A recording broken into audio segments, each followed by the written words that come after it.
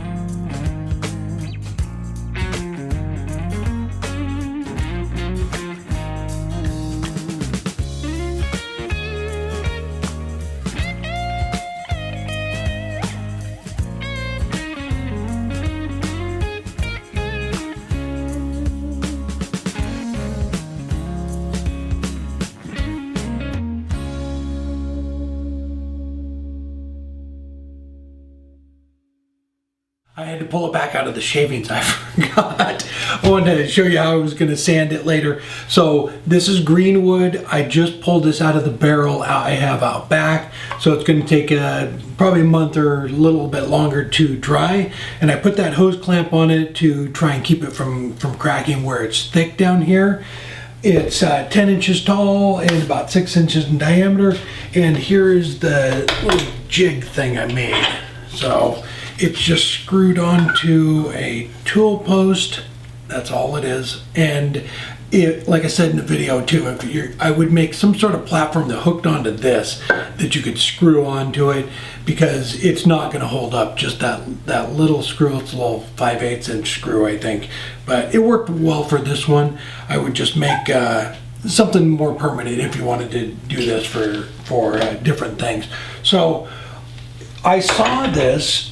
Somebody, it was on Pinterest, and I don't know what they were doing with it, whether they just had templates to create the lines. It was just a picture with something like this up to a turned piece. They didn't have a router or anything with it, but I saw it and I thought, well, that would be cool. So if you could run the router down it, and it worked perfect. It really did. I don't know what they were doing with it, but it was something similar to this, and I saw it about 3 months ago, and I thought, well, we need to figure out a way to use something like that to carve into the side of it.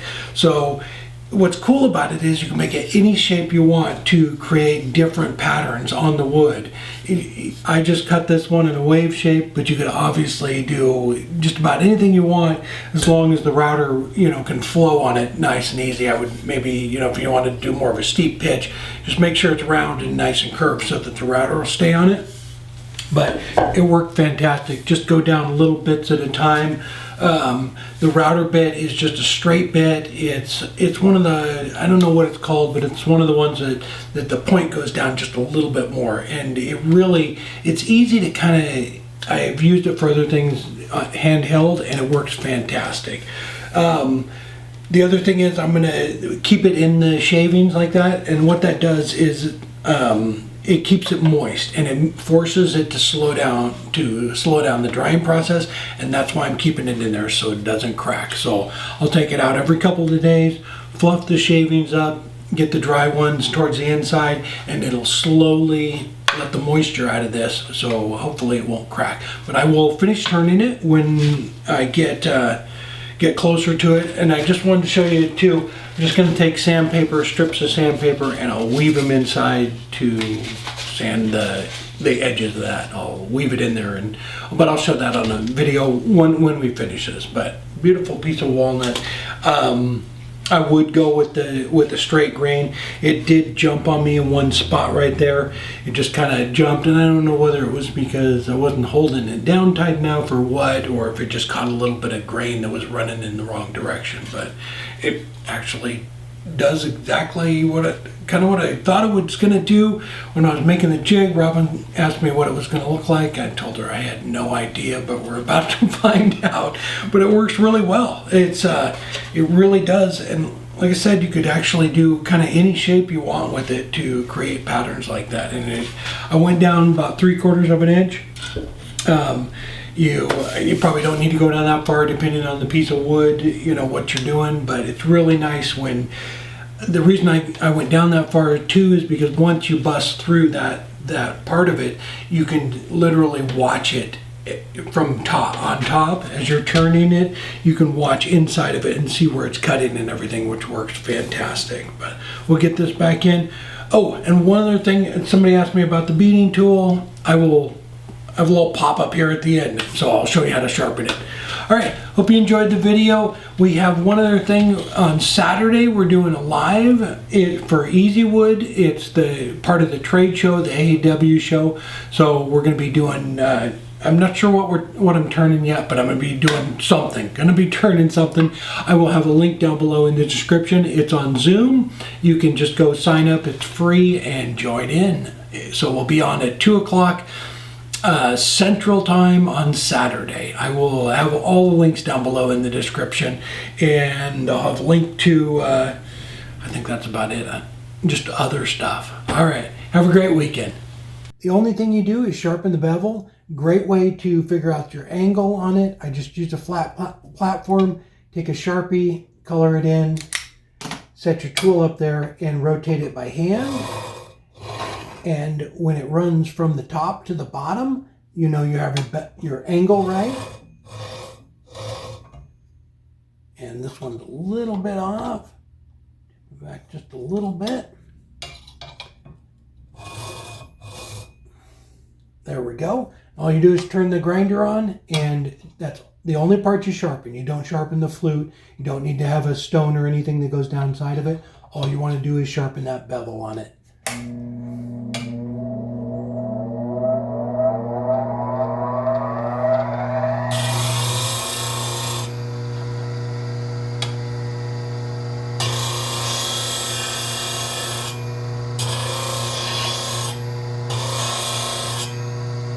Just like that.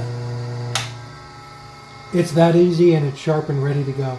Just touch it on there a few times and you're ready to start cutting beads. And it's the same with all of the beading tools.